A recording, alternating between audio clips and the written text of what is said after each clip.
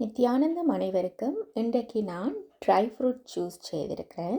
இதில் நிறைய vitamins, calcium, minerals எல்லாம் இருக்கிறதால காலை உணவுக்காக கிழமையில் ஒரு தடவையாவது நான் இதை செய்து சாப்பிட்றேன். நான் இதனோட வேறு எந்த உணவும் நீங்கள் எடுக்க வேண்டிய அவசியம் இல்லை. இது ஒன்று நல்ல நிறைவாக இருக்கும். இப்போ வாங்க வீடியோக்குள்ளே போகலாம். இப்போ பாருங்கள், இதில் நான் வால்நட்ஸ், ஆல்மண்ட்ஸ், ரைசின்ஸ், டேட்ஸ், உலர்ந்த அத்திப்பழம் 2, காஜு இதெல்லாம் எடுத்துருக்கிறேன். இப்போ தண்ணியை ஊற்றி முதல் நாள் இரவு நான் இதை ஊற போட்டு வைக்க போகிறேன்.